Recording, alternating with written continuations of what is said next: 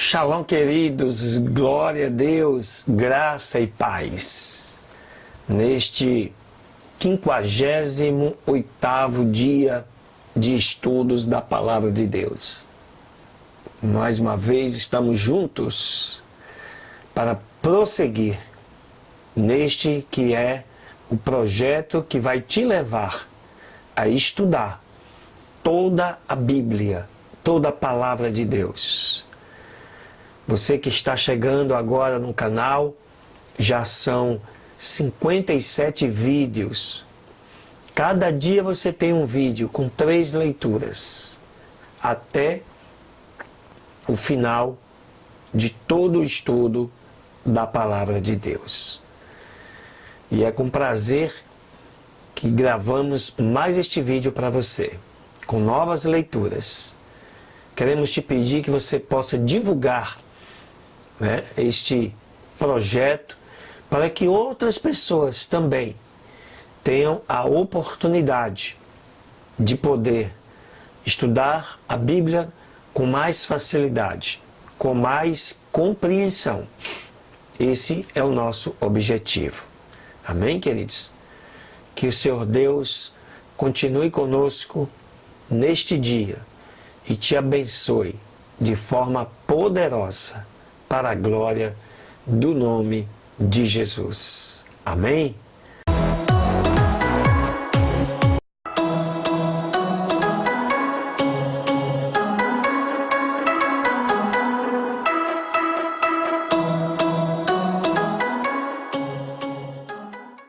Pois bem, queridos, sendo assim, vamos pegar a nossa Bíblia para esta primeira leitura desse dia 28 de julho. Está aí na tua Bíblia, no livro de 1 Coríntios, no capítulo 14. E hoje nós vamos estar estudando até o versículo 22. E diz assim a palavra do Senhor: segui o amor e procurai com zelo os dons espirituais, mas principalmente o de profetizar. Porque o que fala em língua estranha não fala aos homens, senão a Deus. Porque ninguém o entende. E em espírito fala mistérios. Mas o que profetiza fala aos homens para edificação, exortação e consolação. O que fala língua estranha edifica-se a si mesmo, mas o que profetiza edifica a igreja. E eu quero que todos vós faleis em línguas, mas muito mais que profetizeis, porque o que profetiza é maior do que o que fala em línguas, a não ser que também interprete, para que a igreja receba a edificação. E agora, irmãos, se eu for ter convosco falando em línguas, o que vos aproveitaria? Se não vos falasse, ou por meio da revelação, da ciência, da profecia ou da doutrina? Da mesma sorte, se as coisas inanimadas que fazem sons, seja flauta ou cítara, não formarem sons distintos, como se conhecerá o que se toca com a flauta ou com a cítara? Porque se a trombeta der sonido incerto, quem se preparará para a batalha? Assim também vós, se com a língua não pronunciardes palavras bem inteligíveis, como se entenderá o que se diz? Porque estareis como que falando ao ar. Há, por exemplo, tanta espécie de vozes no mundo, e nenhuma delas é sem significado. Mas se eu ignorar o sentido da voz, serei como um bárbaro para aquele a quem falo, e o que fala será como um bárbaro para mim. Assim também vós, como desejais dons espirituais, Procurai abundar neles para a edificação da igreja. Por isso, o que fala língua estranha, ore para que a possa interpretar. Porque se eu orar em língua estranha, o meu espírito ora bem, mas o meu entendimento fica sem fruto. Que farei, pois? Orarei com o espírito, mas também orarei com o entendimento. Cantarei com o espírito, mas também cantarei com o entendimento. De outra maneira, se tu bem disseres com o espírito, como dirá o que ocupa o lugar de indulto? O amém sobre a tua ação de graças, visto que não sabe o que dizes. Porque realmente tu dás bem as graças, mas o outro não é edificado. Dou graças ao meu Deus, porque falo mais línguas do que todos vós. Todavia, eu quero falar na igreja 5 palavras da minha própria inteligência, para que possa também instruir os outros, do que 10.000 palavras em língua desconhecida. Irmãos, não sejais meninos no entendimento, mas sede meninos na malícia e adultos no entendimento.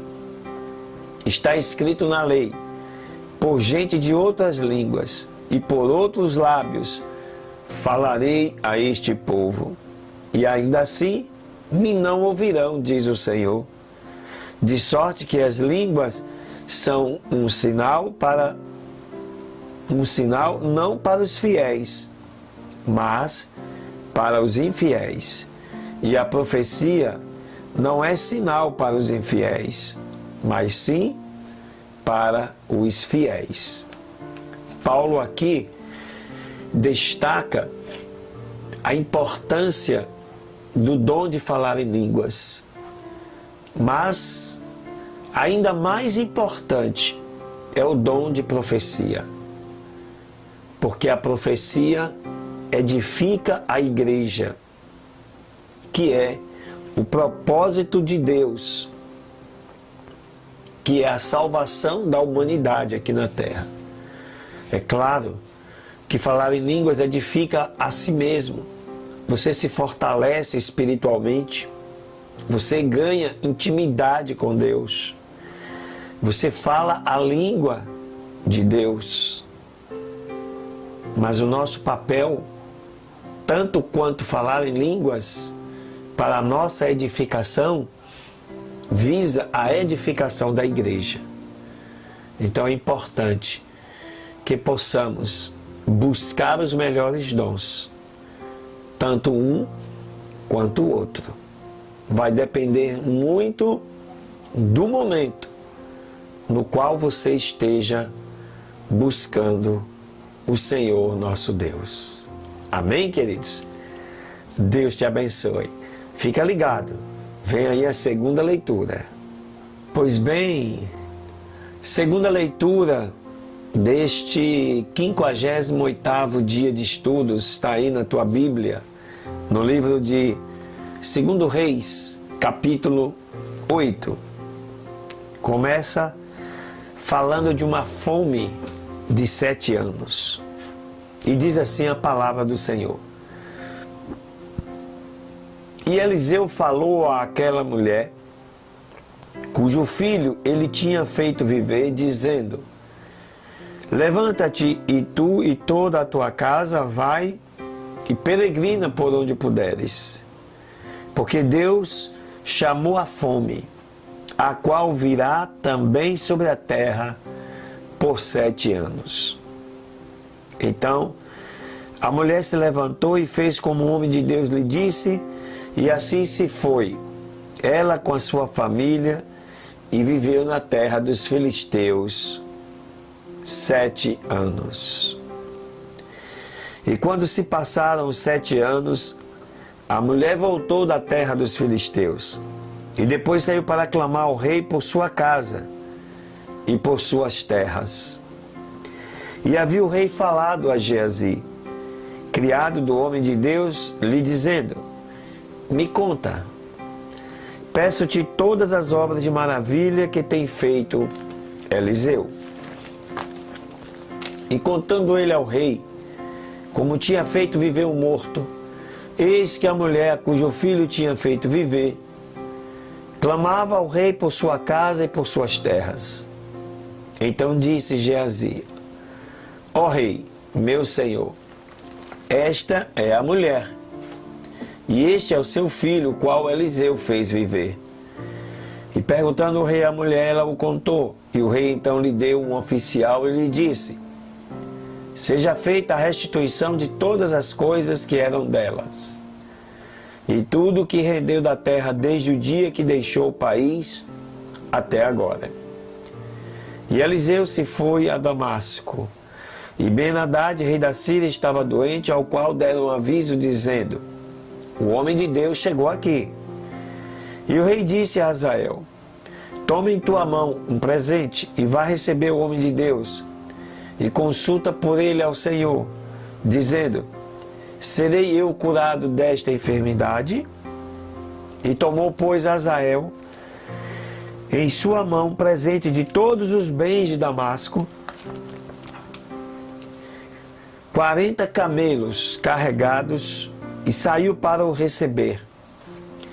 E chegando, ficou diante dele e disse: teu filho Ben-Hadad, rei da Síria, enviou a ti, dizendo: me recuperarei desta enfermidade? E Eliseu lhe disse: vai, e lhe diz: certamente viverás. Mas o Senhor me mostrou que ele tem que morrer certamente. E fixou o seu semblante afirmadamente, e se manteve assim até que o outro se encheu de vergonha.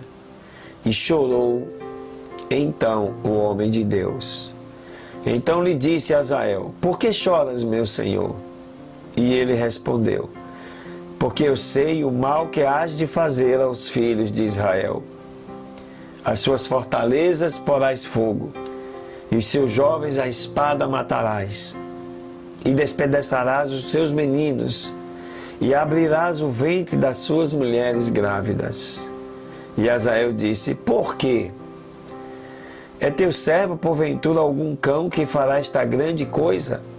E respondeu Eliseu: o Senhor me mostrou que tu vais ser rei da Síria. E ele se separou de Eliseu e veio ao seu senhor, o qual lhe disse: o que se tem dito de Eliseu? E ele respondeu e disse-me que certamente viverás. E no dia seguinte tomou um pano rugoso e o meteu na água e o estendeu sobre o seu rosto. E morreu. E reinou Hazael em seu lugar. No 5º ano de Jorão, filho de Acabe, rei de Israel, sendo Jeosafá ainda rei de Judá, começou a reinar Jorão, filho de Josafá, rei de Judá. Tinha 32 anos de idade quando começou a reinar, e 8 anos reinou em Jerusalém.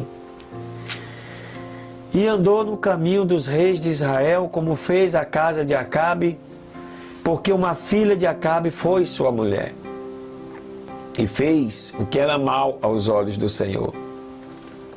Contudo, o Senhor não quis cortar a Judá por amor de Davi, seu servo, como lhe havia prometido que lhe daria uma lâmpada a seus filhos para sempre.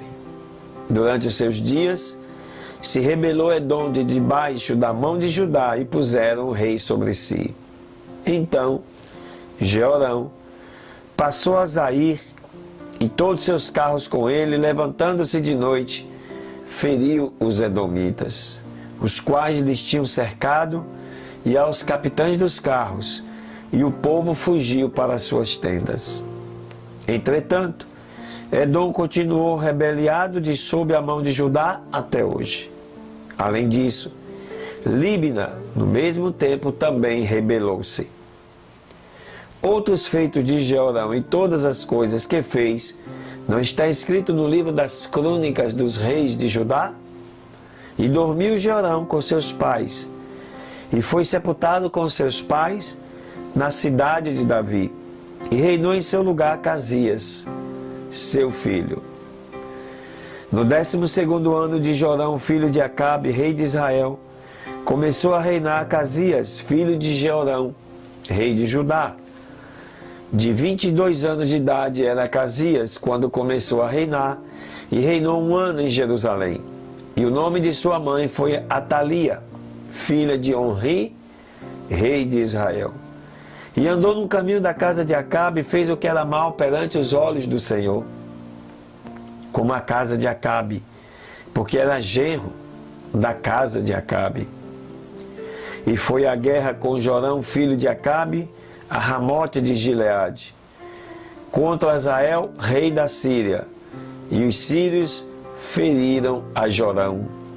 E o rei Jorão retornou para Jizreel, para curar-se das feridas que os sírios lhe tinham feito diante de Ramá, quando pelejou contra Azael, rei da Síria. E Acasias, filho de Jeorão, rei de Judá, desceu a visitar Jorão, filho de Acabe, em Jizreel, porque este estava doente.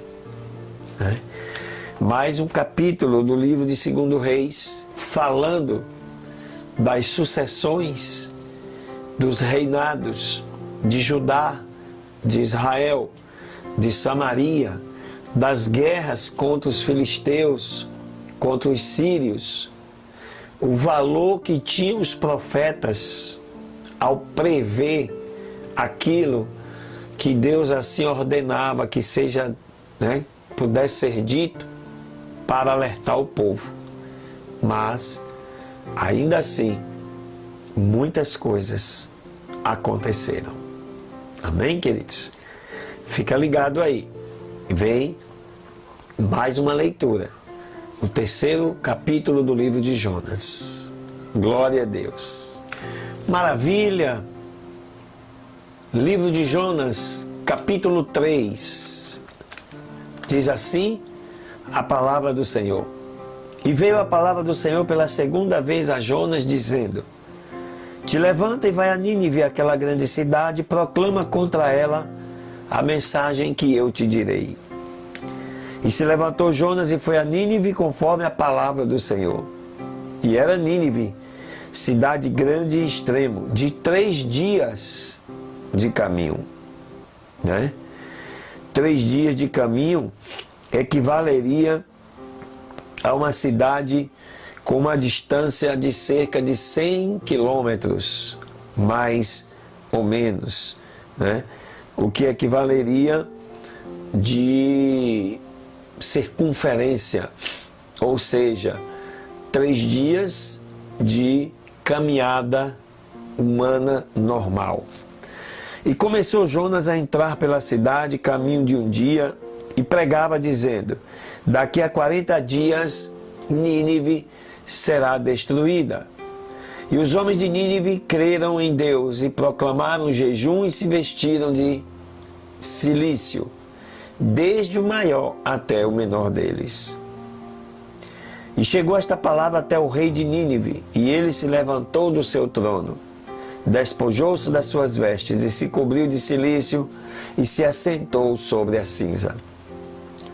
E fez proclamar e anunciar em Nínive por decreto do rei e dos seus grandes, dizendo: Nem homens nem animais, bois e ovelhas, não provem coisa alguma, não se lhes dê alimento nem bebam água. E, quanto aos homens e os animais, cubram-se de cilício e clamem a Deus fortemente. E converta-se cada um do seu mau caminho e da violência que há nas suas mãos. Quem sabe, se voltará e se arrependerá a Deus e se apartará do furor da sua ira, e assim não pereceremos. E viu Deus o que eles fizeram, como se converteram de seu mau caminho, e se arrependeu do mal que havia dito que lhes faria, e não o fez. Esse capítulo 3 de Jonas nos chama a atenção o valor que foi dado ao profeta. O povo entendeu que o profeta ali representava a pessoa de Deus. E, ouvindo exatamente o alerta, eles se redimiram, clamaram, e Deus, como disse, se arrependeu. Não é que Deus tenha se arrependido, que Deus não se arrepende do que Ele diz e do que Ele faz, mas é uma condição, porque Ele estabeleceu que se o povo não mudasse o seu comportamento, esta cidade totalmente destruída. Foi decretado assim. Como houve o arrependimento do povo em obedecer a Deus, aquele decreto deixou de ter validade. Amém, queridos? Para que você possa entender o contexto da qual a palavra está situada. Aleluias! Oh, meu Senhor, meu Deus e meu Pai, assim como tivestes misericórdia de Nínive, tem misericórdia das nossas vidas. Continua conosco, guardando e protegendo cada um dos teus filhos, Senhor. Abençoa-os. Toca no coração de cada um deles para que multiplique esta palavra, para que se divulgue, para que eles se inscrevam e assim a tua palavra continue a crescer, a florescer e a frutificar na vida do teu povo. É o desejo do nosso coração neste dia. Em nome de Jesus, oramos agradecidos. Amém. Glória a Deus.